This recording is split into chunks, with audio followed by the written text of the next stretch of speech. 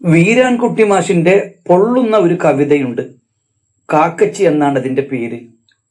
ഒരുരുള ചോറുമായി കരഞ്ഞു വിളിച്ച് പിന്നാലെ വരരുത്. ഒരുരുള ചോറുമായി കരഞ്ഞു വിളിച്ച് പിന്നാലെ വരരുത്.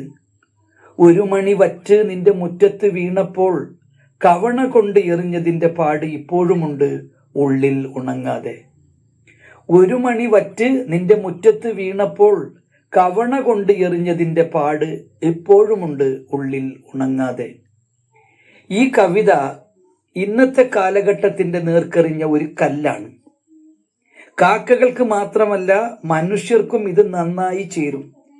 എന്നാലും കാക്കകളെ മാത്രം മുൻനിർത്തി ഇതൊന്ന് അപഗ്രഥിക്കാം. സ്വയം ഭൂമിയുടെ അവകാശി എന്ന് പ്രഖ്യാപിച്ച് കോട്ടും സൂട്ടും ഇട്ട് നടക്കുന്ന മനുഷ്യൻ എന്ന ജീവിയുടെ ഏറ്റവും വലിയ കോമാളിത്തരങ്ങളെ തുറന്നു കാട്ടുന്ന കവിതയാണിത്. മനുഷ്യൻ വിചാരിക്കുന്നത് പ്രകൃതിയിലെ സകല ചരാചരങ്ങളും അവന്റെ അജ്ഞാനുവർത്തികളാണെന്നാണ്. മനുഷ്യന്റെ ഈ അഹങ്കാരത്തിന്റെ മുഖത്തടിക്കുന്ന ഒന്നാം തരം ഒരു ട്രോളാണ് കവി ഈ കവിതയിലൂടെ സമ്മാനിക്കുന്നത്. മനുഷ്യന്റെ സ്നേഹം ഒരു പ്രത്യേക തരം സ്നേഹമാണ്. അതിന് കൃത്യമായ ടൈം ടേബിൾ ഉണ്ട്. ഒരു സാധാരണ ദിവസം മുറ്റത്ത് വന്നിരുന്ന് വിശന്നു കരയുന്ന കാക്കയെ കണ്ടാൽ മനുഷ്യൻ ജനൽ കമ്പിയിലൂടെ നോക്കി ആക്രോശിക്കും. അല്ലെങ്കിൽ കയ്യിൽ കിട്ടുന്ന കവണയുമെടുത്ത് ഒരേറ് വെച്ചു കൊടുക്കും. അന്ന് അവന് കാക്ക വെറുമൊരു ശല്യക്കാരൻ മാത്രമാണ്. എന്നാൽ കർക്കിടക വാവോ മറ്റോ വന്ന് പിതൃക്കൾക്ക് ബലിയിടേണ്ട ദിവസം വന്നാലോ കഥ ആകെ മാറും. അന്ന് രാവിലെ മുതൽ മനുഷ്യൻ പപ്പടവും പായസവും കൂട്ടി ചോറുരുളയുമായി മുറ്റത്തിറങ്ങി നിൽക്കും.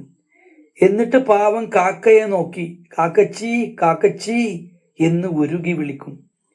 മനുഷ്യൻ ഇവിടെ കാണിക്കുന്നത് പച്ചയായ അവസരവാദമാണ്. ജീവിച്ചിരുന്നപ്പോൾ സ്വന്തം അച്ഛനമ്മമാർക്ക് ഒരു ഗ്ലാസ് കഞ്ഞിവെള്ളം കൊടുക്കാത്തവനായിരിക്കും ചിലപ്പോൾ കർക്കിടകത്തിൽ ചോറുരുളയുമായി കാക്കയുടെ പുറകെ നടക്കുന്നത്. ഒരു വേള ചോറുമായി കരഞ്ഞു വിളിച്ച് പിന്നാലെ വരരുത്. ഒരു മണി വറ്റ് നിന്റെ മുറ്റത്ത് വീണപ്പോൾ കവണ കൊണ്ട് എറിഞ്ഞതിന്റെ പാട് ഇപ്പോഴുമുണ്ട് ഉള്ളിൽ ഉണങ്ങാതെ എന്ന ഈ വരികൾ മനുഷ്യന്റെ ഇരട്ടത്താപ്പിനുള്ള കൃത്യമായ മറുപടിയാണ്. എടാ മനുഷ്യ, അന്ന് എനിക്ക് വിശന്നപ്പോൾ നീ എന്നെ കല്ലെറിഞ്ഞു.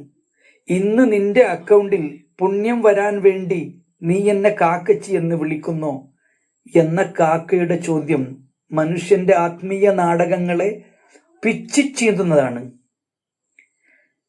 നമ്മുടെ ചുറ്റുമുള്ള ജീവജാലങ്ങളോട് നാം പുലർത്തുന്ന സമീപനം എന്താണെന്ന് സ്വയം ചിന്തിക്കാൻ ഈ കവിത വായനക്കാരെ പ്രേരിപ്പിക്കുന്നു.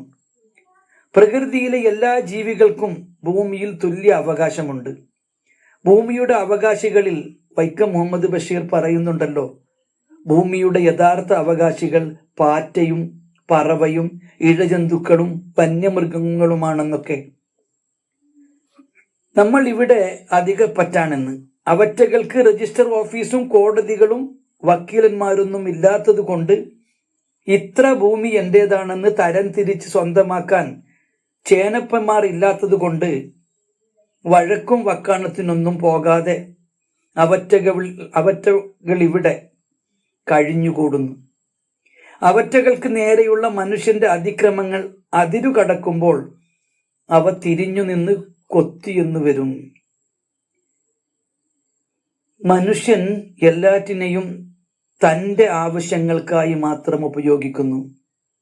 കാക്കയെപ്പോലെ നിന്ദിക്കപ്പെടുന്ന ഒരു പക്ഷിയിലൂടെ മനുഷ്യന്റെ ഈ അഹന്തയെ കവി തകർത്തു തരിപ്പണമാക്കുന്നു. കാക്കയുടെ ഈ വിസമ്മതം യഥാർത്ഥത്തിൽ മനുഷ്യന്റെ ക്രൂരതയ്ക്കെതിരെയുള്ള പ്രകൃതിയുടെ വലിയൊരു പ്രതിഷേധമാണ്. ഇന്നത്തെ കാലത്ത് മനുഷ്യന് ഏറ്റവും പേടിയുള്ളത് ആരെയാണെന്ന് ചോദിച്ചാൽ അത് കാക്കയെ ആയിരിക്കും.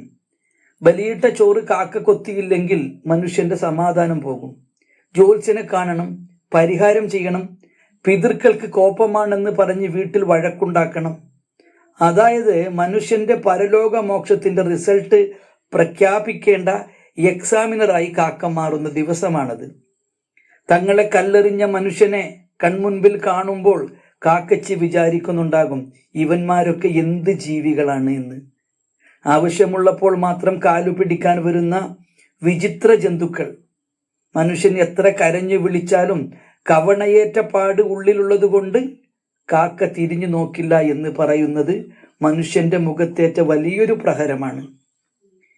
വീരാൻകുട്ടി മാഷിന്റെ ഈ കവിത മനുഷ്യന്റെ സ്വാർത്ഥതയ്ക്കെതിരെയുള്ള അതിശക്തമായ ഒരു ആക്ഷേപഹാസ്യമാണ്, സറ്റയർ.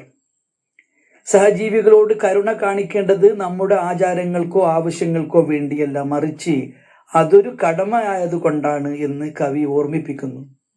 ഈ കവിത വായിച്ചു കഴിയുമ്പോൾ ഒരു കാര്യം ഉറപ്പാണ്, മനുഷ്യൻ എത്രയൊക്കെ പരിഷ്കാരിയാണെന്ന് നടിച്ചാലും അവന്റെ മോക്ഷത്തിന് ഒടുവിൽ ഒരു പാവം കാക്കയുടെ മുമ്പിൽ ചോറുരുളയുമായി ക്യൂ നിൽക്കേണ്ടി വരും. അതുകൊണ്ട് കവണയെടുക്കുന്നതിന് മുമ്പ് 2 വട്ടം ചിന്തിക്കുക. കാരണം നാളെ പിതൃക്കൾ പിണങ്ങിയാൽ കാക്കച്ചി വിചാരിക്കണം നമുക്ക് രക്ഷപ്പെടാൻ.